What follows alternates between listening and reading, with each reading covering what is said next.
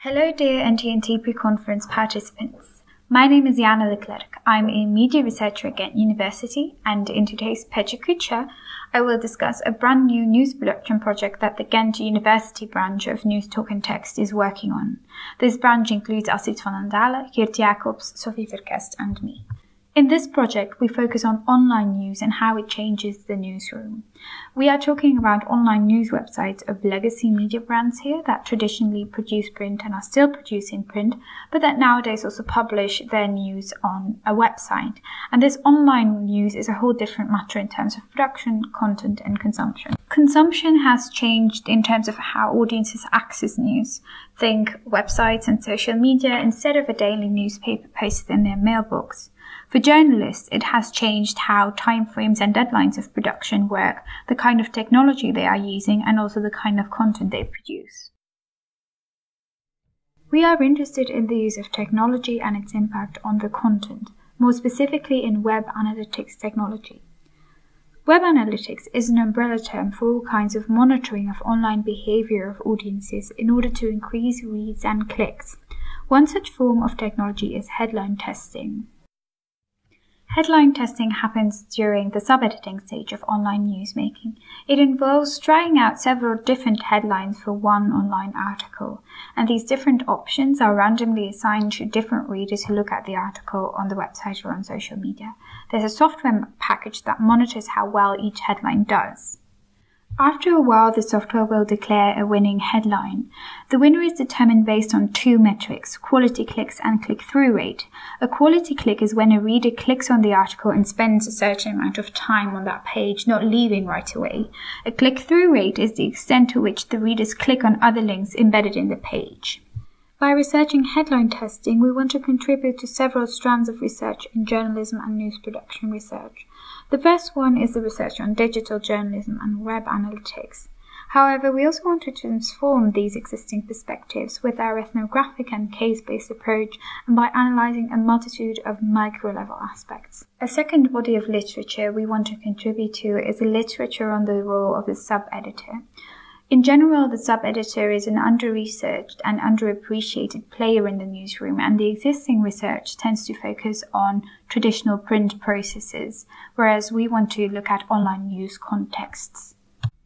Our insights will be fueled by fieldwork that we are still currently doing at a newsroom that has a long-standing print tradition, but that also has had a website for quite a few years now. However, recently they decided to work on the website with a separate online news team, including separate online sub-editors. The kind of data we are collecting are first of all the headline testing materials, of course. We collect what the different options are in terms of headlines, what the winning headline is, the article itself, and where the article is positioned on the website. We have access to the actual software platform that is called Chartbeat, and we take print screens of interesting cases. Furthermore, we do case-based interviews with the sub-editors. We talk to them when they are launching a test and when the winner of that test is being announced. We talk about their intuitions, about the results, and their final choice, as they still get to decide whether they will actually use the winning headline or a different one they prefer. Let me give you an example of such an ethnographically observed headline test. This article, PepsiCo swallows SodaStream, is written by an economics journalist and discusses PepsiCo taking over the Israeli company SodaStream. It's about the ins and outs of this takeover, stock prices, purchasing price, but also mentions that SodaStream is controversial. SodaStream is controversial because it's Israeli and it manufactures its products in occupied territories. My informant decided to do a headline test right away as soon as the article was online. There were two options, PepsiCo swallows SodaStream and PepsiCo swallows Israeli SodaStream. The informant does the test because she feels the original headline, the first one, is not teasing enough. Interestingly, she herself uses the word controversial when discussing the case with me, but she does not want to use it in the actual headline because she thinks it's too strong. She opts for the adjective Israeli as softer and more implicit in this case. The Israeli headline was the winner, as my informant expected, because it's more teasing. But it's also more than that. It's transforming a rather dry economic news item into one with more of a political dimension. The main message of the text was really the economic stuff, so the sub-editor here really reframes the message. So this example was an interesting case of headline testing as a matter of framing.